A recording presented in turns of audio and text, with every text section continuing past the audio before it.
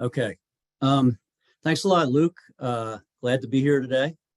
So I am with the Chesapeake Bay Field Office of the Fish and Wildlife Service. We have field offices in just about every state of the country. Some, like our office, cover 2 or 3 states. And I'm also in the coastal program. The coastal program basically restores and protects habitat in coastal areas around the country. And there's 18 coastal programs in the Fish and Wildlife Service around the country. I work primarily in Maryland, Virginia, Delaware, and Washington, D.C. And my main focus is habitat protection and restoration throughout the region. One of the main things we do is we write a lot of grant proposals to get funding to do on the ground implementation projects. The Fish and Wildlife Service is also the agency that oversees the National Wildlife Refuge system, like Blackwater National Wildlife Refuge, Patuxent National Wildlife Refuge. But one of my other focuses is landscape scale conservation. And recently I've been involved in building a couple of landscape scale conservation partnerships that I will talking about during this presentation.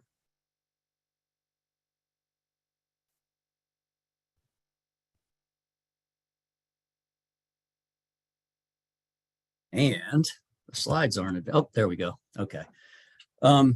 So yeah, I'm going to be talking, so I'm just going to give a little justification. Why do we want to, why do we need to think about conservation on a landscape scale?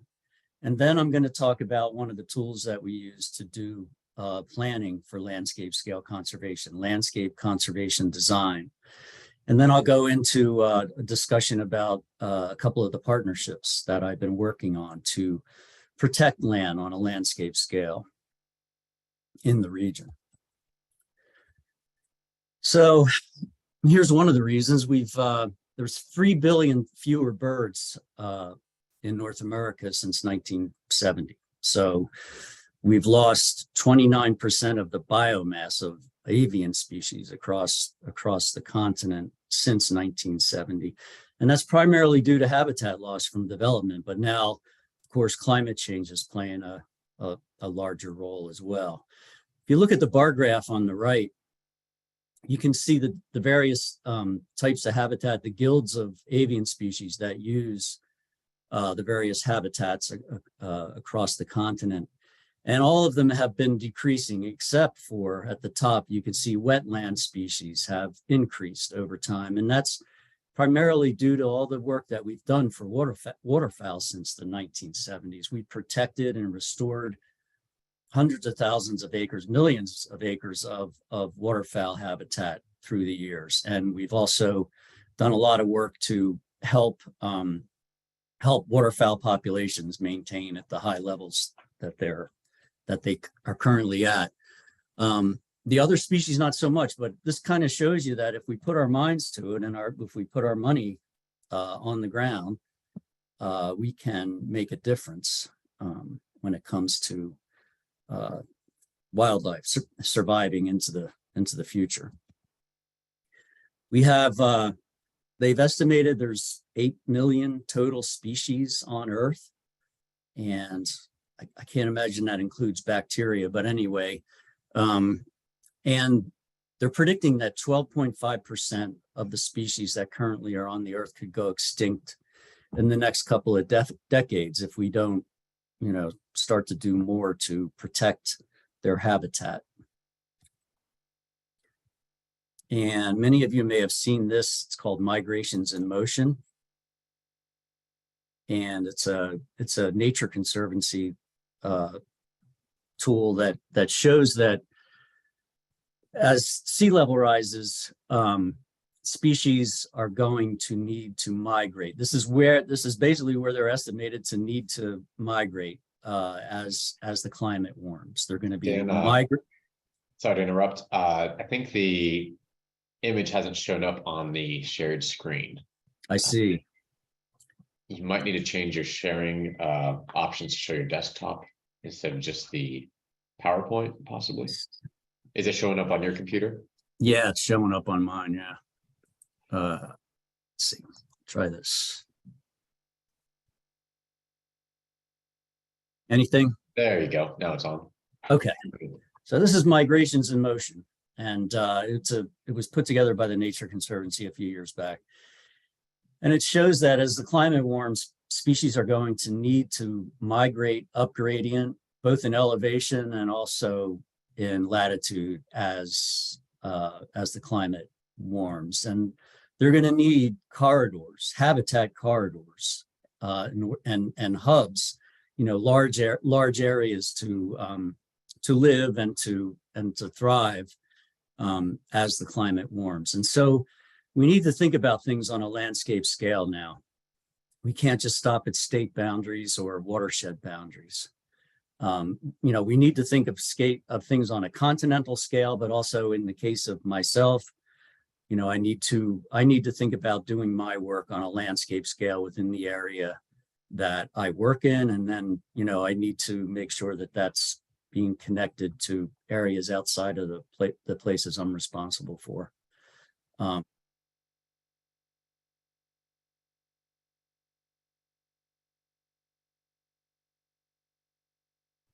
So this concept of half Earth, you may have heard of. E.O. Wilson, who recently passed away, has had a major influence on the protection of biodiversity through the years. I think he's with Harvard. He was with Harvard. He determined that if we commit 50% of the planet's surface to nature by 2050, if we save 50% of the natural lands out there, we'll be able to save 85% of the Earth's biodiversity. So we don't have to save 85% of the Earth to save 85% of the species. 50% will do the job. The Biden administration has set a goal for us, for the federal government, for our country, to protect 30% of the lands in the U.S. by 2030. And as of 2021, 12% of our lands were protected. And in my area of operation, the Fish and Wildlife Service, in the case of Delmarva, this is an example of Delmarva, and I'll talk about a project on Delmarva a little bit further in the presentation. We have 7 national wildlife refuges on the Delmarva Peninsula. They're the pink polygons that you see. And this is a map of sea level rise, predicted sea level rise at various scenarios on the Delmarva Peninsula.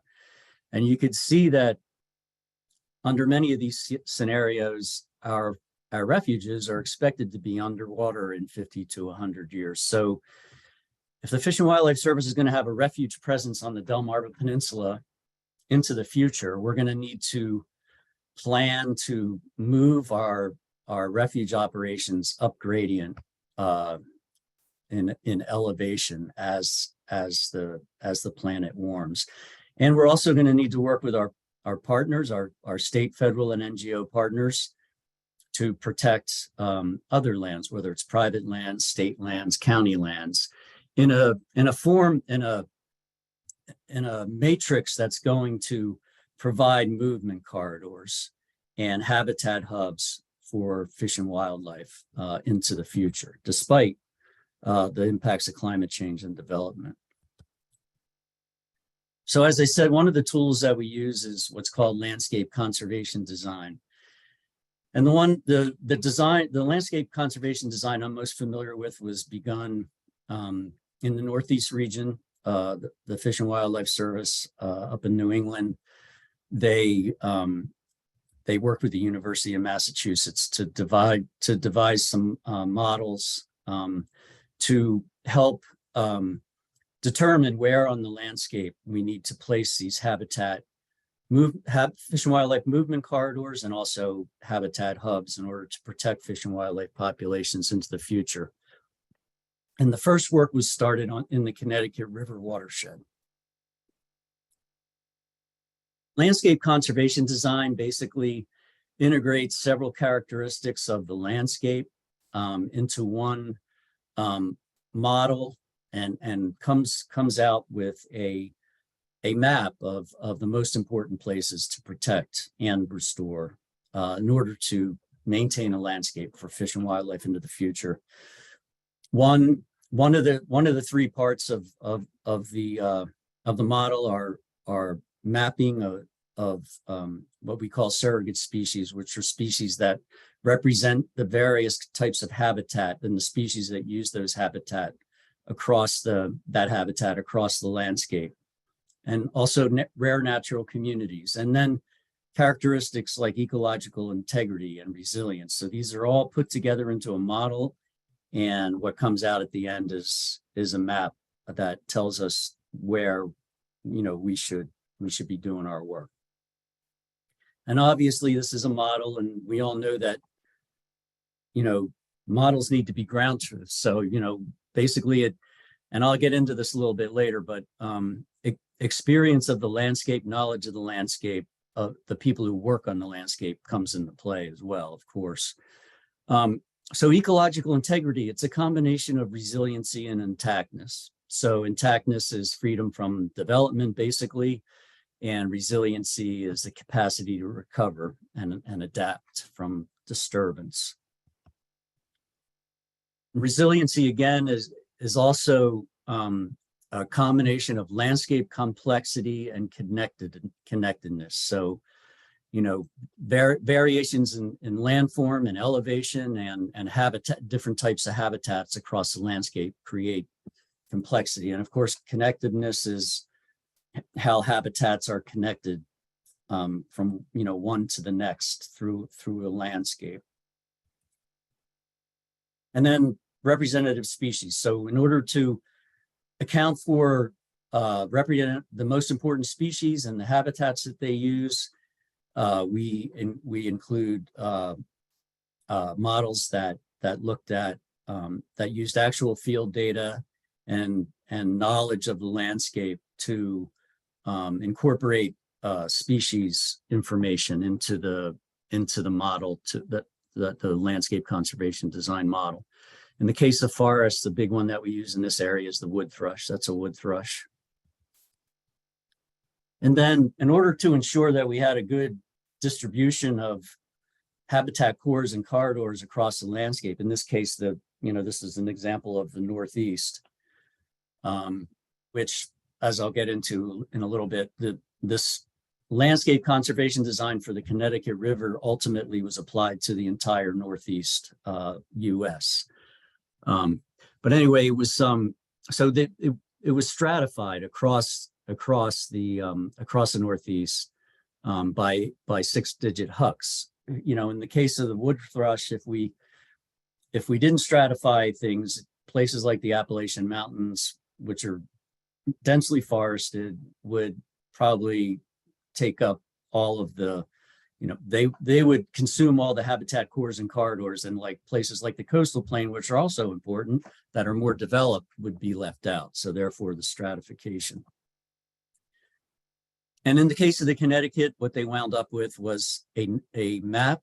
You can see the whole watershed over here on the left, down on the bottom, a map of habitat cores and corridors across the landscape that, if protected, will protect fish and wildlife into the future. And it's terrestrial cores and aquatic cores and corridors. Over time, this morphed into what's called Nature's Network, and that is basically the landscape conservation design for the entire Northeast. And that all the tools and models that were used for that can be accessed at www.naturesnetwork.org. And basically, just as before, it took several landscape characteristics, put them together into one mapping exercise that basically created a landscape conservation design for the entire Northeast. So the first project I'll talk about is what we call the Delmarva Restoration and Conservation Network, which was several years ago. As you'll recall, that that map of the national wildlife refuges being predicted to be underwater in 50 to 100 years. Because of that, the Fish and Wildlife Service gathered together, all the partners we could think of that we work with on the Delmarva Peninsula, states, counties, federal agencies, NGOs like the Nature Conservancy, and we worked to develop this large partnership to come up with what we're calling a strategic restoration and conservation action plan for the Delmarva Peninsula. And so I think I neglected to mention to point out for the Connecticut and for the work that preceded this that we're starting to apply down here. Partnerships are really important. They didn't make the decisions that went into their models in a vacuum. They gathered together a large partnership to provide input into what went into the actual modeling that actually produced a map that basically told them where they needed to work on the landscape. So large partnership. We have over 100 people from probably over 50 organizations now involved in this network. We developed the strategic action plan, and it's part conservation design and part business plan. And it was to protect the Delmarva countryside into the future. We didn't just have wildlife people, right? We had people who were into agriculture and working lands and healthy communities across the peninsula. And so our goals were basically to protect fish and wildlife, yes, but also to protect the rural character, the working rural landscapes on Delmarva, including the fisheries into the future. So it talks about what we need to do and where and how we're going to work together to do it, basically. So we had to figure out what we were about initially, and so we developed a mission statement and a vision statement. Our mission: to restore and conserve the Delmarva's landscapes, waterways, and shorelines that are special to its people, fundamental to its economy, and vital for its native fish, wildlife, and plants. And then our vision statement: what do we see Delmarva looking like in the future if we're successful? We envision a Delmarva where native fish and wildlife thrive. The fabric of healthy, natural, and working lands and waters enrich the lives of those who live, work, and play on the land, and rich forest lands and coastal areas support and sustain present and future generations. Then we came up with 3 major goals for our work that were going to guide our work across the peninsula. The first one involves forming partnerships and alliances to work together, to pool our resources to get the work done. The second goal is to protect working landscapes and resource-based industries into the future on the Delmarva Peninsula. And then the third goal gets to the protecting and restoring fish and wildlife habitat, movement corridors so that we can maintain presence of fish and wildlife into the future on the peninsula. We came up with a list of our representative species, and on Delmarva, we came up with 47 species that we were going to make sure that represented the various habitats and species that use those habitats, that we were going to use information for these species to plug into our planning in order to make sure we protected the most important habitat across the peninsula. And what we came up with in the end, this is basically part of what we came up with. This is the landscape conservation design for the Delmarva Peninsula based on the mapping. It's Nature's Network cores and connectors. Ultimately, we factored in many other local and state data sets as well.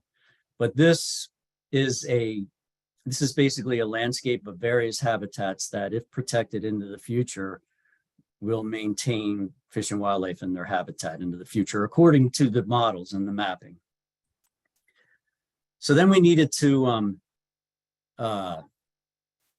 use our professional judgment, those of us who are working on the landscape, to incorporate that into our planning, right? I mean, you can do all the modeling you want, but you need to have people who know what the landscape looks like and what's out there to make sure that, you're ground truthing the modeling and, protecting and restoring the right places. So we had a structured decision-making workshop where we put maps all around the room, and we looked at these maps, and we filled out surveys that, and I should say that the structured decision-making workshop was put together by the University of Delaware and the Conservation Fund. And the partners basically answered surveys about what are the most important characteristics across the landscape that need to be protected. In this case, we did surveys on fish and wildlife habitat, but we also did them on, what lands need to be protected and restored to benefit water quality, what lands need to be protected for working rural landscapes and climate resiliency. In the case, this is the sheet that we worked on for fish and wildlife habitat. So we're basically ranking, what's the most important things, connected networks, representative species, or proximity to protected managed lands. How would we rank those characteristics on the landscapes? This was plugged into what's called a logic scoring of preference model. And what we came up with in the case of fish and wildlife habitat is the map on the left. It identified all the priority parcels and listed them in priority order based on, the color, the darkness of the purple. Basically, the darker the purple, the more important the parcels are for protecting for fish and wildlife. Sometimes this doesn't want to advance right away.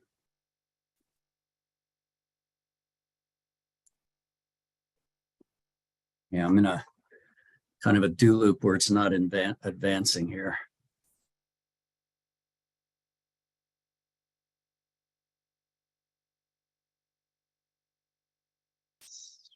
There we go.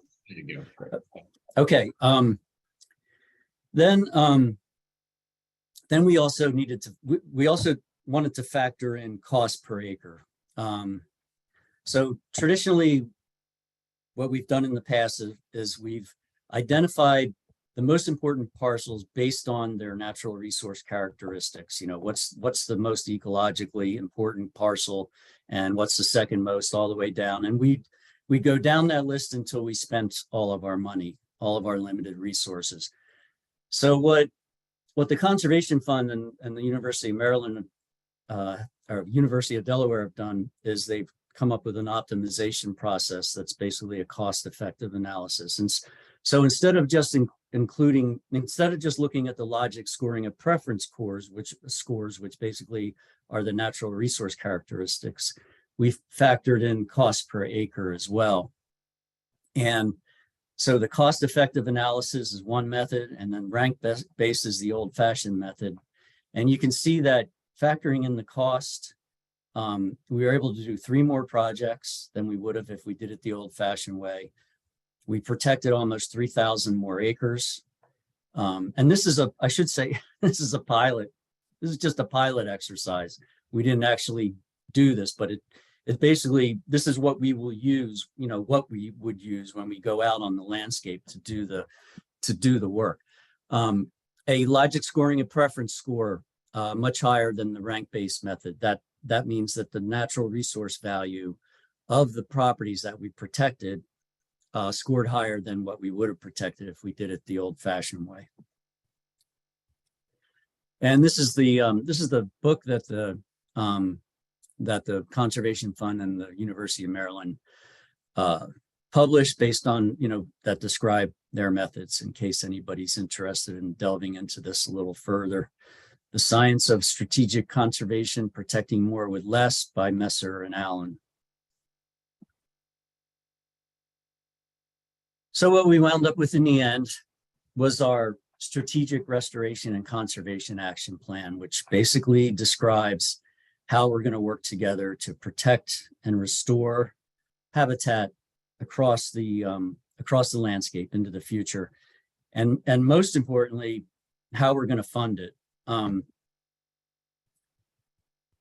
What we wound up doing is, we describe in our plan how we're going to go after funds from Congress to fund this work in a big way, to get big money to fund this work on the ground and sustain funding over time. But even before we were done with that plan, we did a story map, and I can't stress how important story maps can be, because a couple of our not NGO partners took our story map about what we were trying to do to Congress, and they got the attention of Senator Van Hollen of Maryland. He introduced the Chesapeake Bay Watershed Investments for Landscape Defense, or Chesapeake Wild Act of 2020 into Congress. It was passed. It authorized up to $15 million per year for habitat restoration. It's managed by the Fish and Wildlife Service, and it doesn't require as much non-federal match as other grant programs typically do, which is those of you who've been who look for match and try to match federal money know that that's one of the hardest things to do. And this, since then, I think we received $5 million in 2022, and we're getting $12 million in 2023, and hopefully in future years we'll be funded to $15 million per year. And so, we developed a plan, and we got money, and we used that plan basically to get funding to do the on the ground implementation. So the next project I'll talk about is a project I've been working on since 2011 to expand the acquisition boundary of Patuxent National Wildlife Refuge. And this is a map of the various refuge lands across this part of the Chesapeake. And you can see that up here in central Maryland is Patuxent National Wildlife Refuge. It's 12,000 acres. It's starting to become an ecological island surrounded by a sea of development.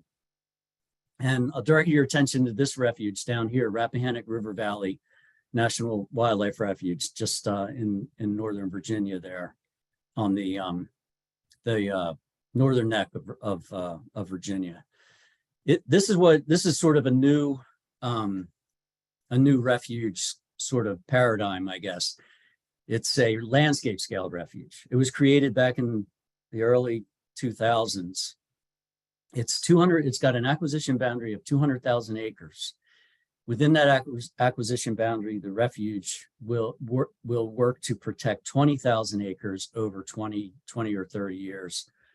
And also work with partners to use other to use non-Fish and Wildlife Service funding to protect, to coordinate on land protection across that landscape.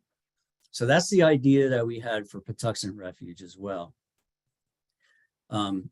We basically, we're looking at southern Maryland. We're looking at these vast expanses of still existing undeveloped forest land and wetlands and river valleys that if protected in a landscape scale fashion, would be able to hopefully support fish and wildlife and a working rural landscape into the future. And so that's the idea we came up with in 2011, is to expand that acquisition boundary into southern Maryland. And it's a three-step process. So there's a preliminary proposal that gets submitted to Fish and Wildlife leadership. Then we do the landscape conservation design, where we bring together our partners to develop a landscape conservation design for the landscape. And now we are engaged in the final plan, and the final part of the planning, and that's the land protection plan, environmental assessment. And so this is the NEPA document that we're working on now, that if approved by the Fish and Wildlife Service Director, will enable us to expand the acquisition boundary and create new National Wildlife Refuge units in Southern Maryland. So for the landscape conservation design, initially for the preliminary proposal, we looked at the most, what we considered the most important watersheds for fish and wildlife in this part of the state. And we proposed that we would, place a refuge with somewhat, across this area. And then for the landscape conservation design, we decided to expand that, because we are talking about landscape, not just watershed boundaries. And so we expanded that to include some of the, a bigger chunk of Southern Maryland. We developed a list of the important representative surrogate species that represent the various habitats that we wanted to factor into our planning. And we also used 95 data sets from state, NGO, and other federal partners that we factored into our planning as part of the landscape conservation design. And this is what it looked like when we were done. This is basically a map of the Nature's Network, the region-wide core, Nature's Network core and corridor design, plus the county and state green infrastructure. So this is basically what a protected landscape in this region would look like, that would support fish and wildlife into the future despite climate change and development. But since we were talking about the refuge system, we also had to go a step further and consider the National Wildlife Refuge System's strategic growth policy priorities. And those are the recovery of threatened and endangered species, implementing the North American Waterfowl Management Plan. That means basically protecting and restoring waterfowl habitat, and also conserving migratory birds of conservation concern that are identified in these four bird plans: shorebirds, water birds, land birds. So we came up with a list of 19 bird species of conservation concern within that landscape conservation design region. And we identified the 9 federally listed species that exist within that landscape. And so this is what we came, this is the map. This is sort of the punchline map for the refuge, for future refuge planning. And that's, the tan polygons stretching across that map are the green infrastructure and Nature's Network habitat cores and corridors. All those other colors are the important areas for endangered species, waterfowl, and migratory birds of conservation concern. And so it tells us that if we want to get this thing approved as a refuge, an expanded refuge, these are the areas with the most color are the areas that we're going to need to focus on. And soon after we created the landscape conservation design, the report was finalized in 2018. We worked with the state and several NGOs to create the Southern Maryland Conservation Alliance, which basically has turned into the core team for the planning, for the landscape protection planning that we've embarked on, which is the last phase of this endeavor to get an expanded acquisition boundary in Southern Maryland. So what's this thing going to look like? We started the land protection planning last summer, and we hoped to finish this spring, but it's looking like it's going to be the end of this summer. And hopefully when we get this land protection plan done, it's going to be approved by the director of the Fish and Wildlife Service, and we will have an expanded refuge presence in Southern Maryland, and we'll be able to begin to start spending money on conservation easements and buy land in fee simple to incorporate into the refuge system, and also work with our partners within this region to pool resources and continue to, protect additional lands. So the land protection plan, it's basically a public document. It's a NEPA document, National Environmental Policy Act. Whenever the federal government does, construct something or develops a plan like this, they have to go through the NEPA process. And so it's a public facing document that's going to basically describe to the public and most importantly, private landowners, what we are attempting to do within this expanded acquisition boundary. It also discusses the scientific rationale, which a lot of that was put together during the landscape conservation design phase, and it establishes the approved acquisition boundary when it's signed by the director of the Fish and Wildlife Service. So this is basically, these are the boundaries that we are proposing based on, go back just to remind you, based on this map, all the work that we did up till that point. And so, it basically encompasses the lower Patuxent River, the Nanjemoy Creek. Here, I'll point these out. Patuxent River, Nanjemoy Creek, Mattawoman Watershed, Sakaya Swamp, McIntosh Run, and Upper St. Mary's River Watershed. These areas were the areas that were identified as the most important to protect for the refuge system. And this is a map of the endangered species presence across this landscape. We have some endangered mussels down here and here. We have some endangered plants up here. And along the Calvert County cliffs, we have two endangered, or federally listed, I should say. I think they're both threatened not zebra mussels, tiger beetles. And also, so also across this landscape are, in the rivers are two sturgeon species that are federally listed, as well as the long-eared bat. Those aren't on here just because the long-eared bat would basically be one big green blotch wherever there's forest land. So that would just kind of muddy it up a little bit, but picture all the forest land there, and that's important long-eared bat habitat. So endangered species. Then we added the birds of conservation, the habitat that's most important for birds of conservation concern and waterfowl. And then we incorporated the meat of the landscape conservation design before we included the strategic growth priorities of the refuge. And this is what we wound up with. This is the most important habitat to protect within our proposed expanded acquisition boundary. We've identified 180,000 acres of unprotected,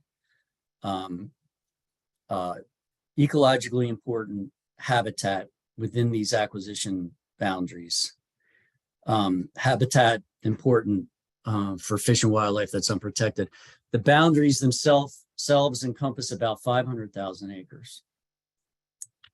And we are proposing to use Fish and Wildlife Service refuge money to protect 30,000 acres of the most important habitat within this region over the next 30 years. And at the same time, we'll continue to work with our partners to coordinate that land protection and work with them to get other sources of funding to protect lands using state money, other federal money, lands that would go into the state park system, state forest system, that kind of thing.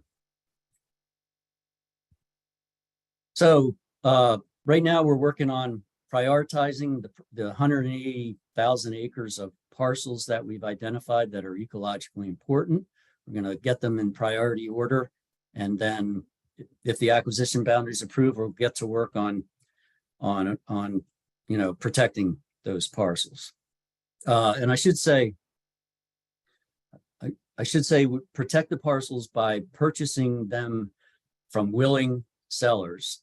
Private landowners don't have to engage in this project if they don't want to. And if a private landowner happens to own land within the acquisition boundary, there's no additional regulatory requirements that they would have to adhere to.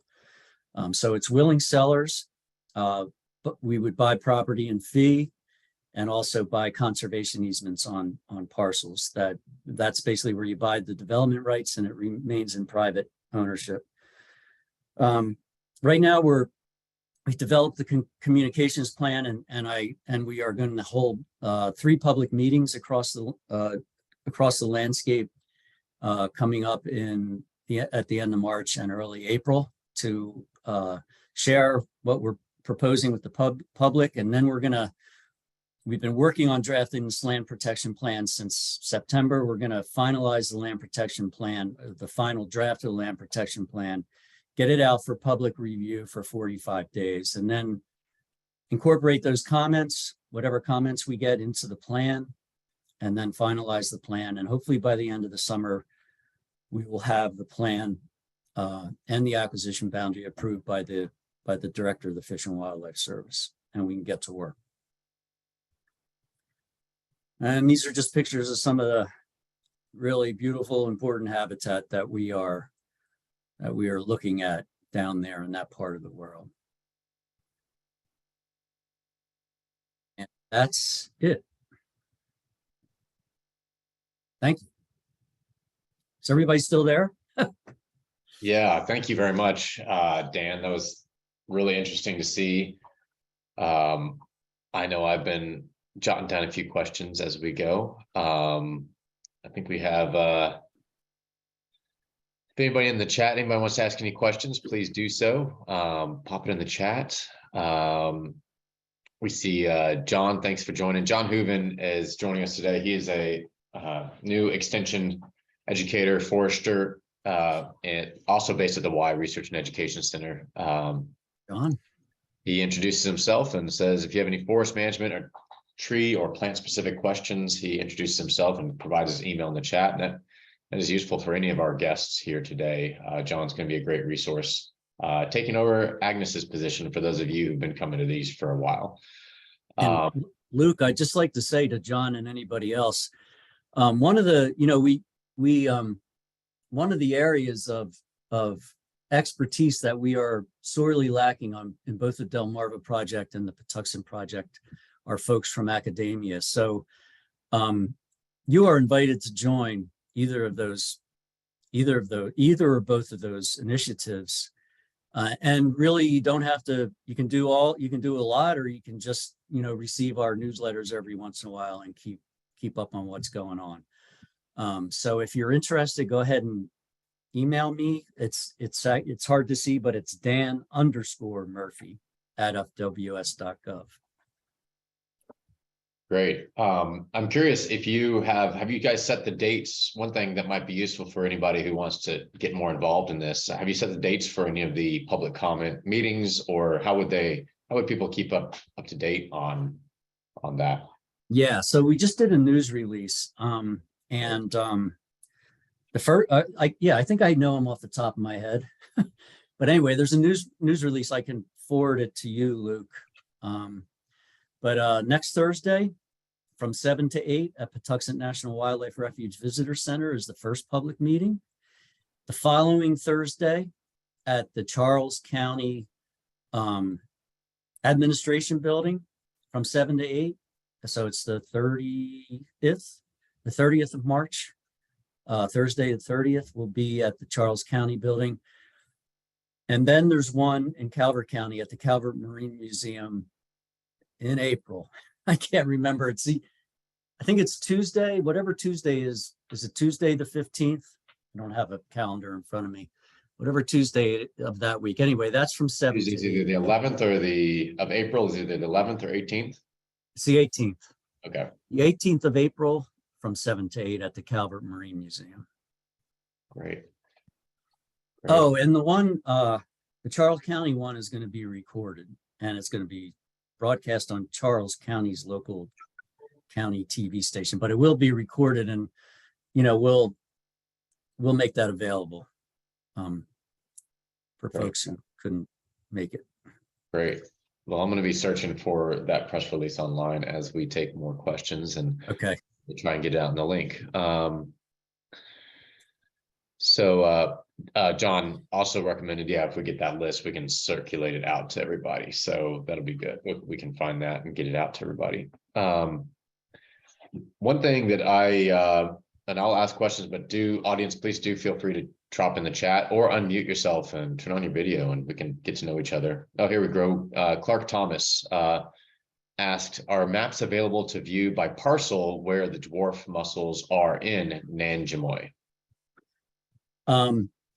They will be available. Most of we haven't actually put together the maps that we're actually the final maps yet. So we haven't finalized them, but yes, they will be available. The most of the dwarf wedge mussels in the Nanjemoy, in fact, maybe all of the whole population is encompassed by the Nature Conservancy's Nanjemoy Preserve. So if you know where the Nanjemoy Preserve is, or if you want to look it up, that's where the mussels are. That's where the dwarf wedge mussels are. Great. David wrote, I noticed that the original Patuxent map included most of the upstream areas from Patuxent WRC, but the final study area only went downstream from Patuxent WRC. Just wondering about the reasoning behind dropping those areas of Howard County and Montgomery County in the headwaters of the Patuxent, as well as the two source water reservoirs. Yeah, I got to tell you, all the counties have been engaged, but when we were doing the early on, when we were working on the landscape, on the preliminary proposal and the landscape conservation design, Howard and Montgomery County were the most engaged. They were really psyched about this thing. But keep in mind that this isn't just, you know, a landscape conservation design. In order to make it in order to get it approved as part of the refuge system, it had to satisfy the refuge strategic growth priorities. And so that is why you can see that there's not a lot of those upstream of the refuge. But at the same time, you know, there are still a lot of conservation practitioners working up there in that region, and including the refuge, which is feverishly working to not become an ecological island in that area. I hope that helped. David, was it? Yeah, that was David. And feel free if you had any follow-up, David, to chime in. I know we also have David Montgomery jumping on. He's started his video. David, did you want to unmute yourself and ask a question live? Sure. I have land in. Wow. I have land in Accomack County.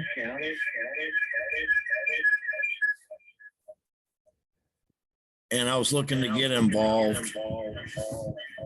Perhaps if you turned off your speakers, David, it would stop the feedback. And then you can ask the question, turn the speakers back on when you, or mute your. So David, are you, so right now we basically have folks that are involved on the Delmarva Restoration and Conservation Network that are affiliated with an organization. It could be like, you know, are you part of the, you know, or are you a member of the local land trust or something, or are you affiliated with an organization down there? David, you're on mute. I'm actually on the Accomack County Wetlands Board. There you go. You can send me an email and you can join the Delmarva Restoration and Conservation Network. And you know, and like I said, you can get involved as much as you want. We have lost some of our representation down there, so it would be good to have more folks from Accomack involved in the initiative. If you want to send me your, you know, email me your contact information, I will, make sure you get, you're in, basically, if you All want to right, be. thank you. All right. Great. We had a question also come in from Clark Thomas. With which chapter of the Audubon is interested in the Nanjemoy birds? Yeah. So we, on both the Delmarva and the Patuxent initiative, we've been working closely with Audubon Maryland. Well, it used to be Maryland D.C. Now it's Audubon Mid-Atlantic. So it's the main office out of Baltimore, and those are the paid. That's basically the paid staff is in Baltimore. I don't think we have. I can't remember if the Southern Maryland Conservation Alliance has if the local chapters of Audubon are involved in the Southern Maryland Conservation Alliance, which is basically, those are the folks we're working with that are not Fish and Wildlife that we're doing our planning with. If you are with the local chapter, a local chapter in that area, and the local chapter wants to get involved, you're welcome. So you can send me an email and I'll get you hooked up with the leadership of the Southern Maryland Conservation Alliance. Great. David followed up on your earlier question. He said, it sounds like the two counties were very engaged, but there's just not enough sensitive habitats or species to qualify for the refuge system designation, if he understands you correctly. That is correct. That is correct. He puts in his suggestion that he would argue that the headwater areas certainly create a significant impact on downstream areas that do need protecting. And yeah. So yes, they do. And that's why, while that area is not going to make it into the refuge system, it's still really important. And there's still, we're all still, I can't say that I am doing a lot of work up there, but the refuge, the counties, the NGOs, there's a lot of folks that are doing work up there, that are coordinating on work up there. So, while it's not going to be part of the refuge system, there's still a lot of good work going up there. And yes, it's very important. It's the headwaters. And we're talking about landscapes, right? I did mention how it shouldn't stop at any kind of like political boundary. So we need to keep that connection to the north, right? I mean, so it's important. It just isn't going to make it into the refuge system. thank you, David, for the question. Please do continue to chat in any final questions in the last few minutes. Dan, I was wondering if you could elaborate on the kind of match option. So it sounds like the budget that you guys have for expansion and for putting in easements requires a 50% match, and half of that 50% can be non-federal. Is that the way? That's correct. Yeah. So no, half of that, I'm sorry. No, Luke, it's half of that can be federal. So okay. half of the 50% match. So 25% of your match can be 25% of the project, 50% of the match can be from federal sources that are non-Department of Interior sources. So Fish and Wildlife is in the Department of the Interior. For some reason, we can't use Department of Interior money as match. But Army Corps of Engineers, USDA Farm Bill programs, things like that can be used as match for Chesapeake Wild grants. And I will say that, much to my chagrin, I was not put in charge of that pot of money. I would have loved to if they put me in charge of it, but it's another branch of the Fish and Wildlife Service that we are working really closely with that is in charge of the Chesapeake Wild program. Great. Still open to hearing questions from anybody in the chat. I will ask another one that's been a focus of my work coming here is that in the very early slide, you mentioned grass. I couldn't help but notice those grassland bird declines. That's something we're working on, different types of habitat restoration projects and monitoring through acoustic monitors. I'm curious to hear a little bit of, what do you think's behind that? What are some of the ways, maybe low-hanging fruit ways to try to kind of get those grassland birds going again? Well, I think a lot of what's behind the loss of grassland birds through the years is the loss of their habitat, just like everything else. But I guess, and Luke, I know you know a lot about this subject, but anyway, it's because of fallow farm fields being transitioning back into forest land, right? So we're losing early success. We're losing the grassland habitat and ultimately the early successional woodland habitat, and that's resulting in reductions in the number of grassland birds. We're also just losing habitat to development as well. And I can say that my main focus, I've been really focusing on the forests and when it comes to the Patuxent Initiative, but there's also very important grassland habitat there as well. And, if you look at the refuge itself, the existing refuge, they are involved in managing grassland on the existing Patuxent refuge for grassland species. So it's definitely something that will come into play.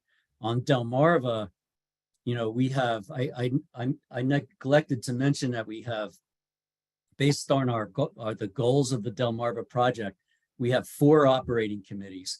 One of them is the Agriculture and Forestry Operating Committee, and it's all about working rural lands and grasslands. That's the place on the Delmarva Restoration and Conservation Network that's really focusing on the grassland birds. Cool. Yeah, I think fully agree with you on that assessment. Clark Thomas quickly asked, he said, what agency is best in converting Phragmites to native grasses and habitat for game and birds? Yeah, so the Fish and Wildlife Service has done a little bit of Phragmites control, mostly on our lands. I know that the Maryland DNR Natural Heritage Program has some Phragmites control work that they do. I'm trying to think of who. I guess if you have a parcel of land that you want to, private land that you want to control Phragmites on, it might be best to start with the soil conservationist in your county and go from there, and see if there's some funding that's available. Because of capacity issues, my office has kind of gotten out of the Phragmites spraying business in recent years. We had retirements and we lost the guy with all that skill. So I've kind of lost my touch with the whole Phragmites control world since then. Yeah, that's one of those invasives that is just pretty challenging, tough to watch. We had a program on the Nanticoke River where we were getting grant funding to spray Phragmites using a helicopter for several years. And if anybody drives across the Route 50 bridge over the Nanticoke River in Vienna, on the right, if you're heading towards Salisbury, there was a huge Phragmites marsh there, and we sprayed that, and it disappeared for a few years, but it's starting to come back because we haven't been able to keep that up. Yeah, maybe somebody we could get a Phragmites specialist on to talk one of these days to see, what is the feasibility for ever really managing that, and what are the trade-offs considering the herbicide and other things and cost. Correct. Speaks to the importance of preventing these kind of escapes in the first place. Yeah, definitely.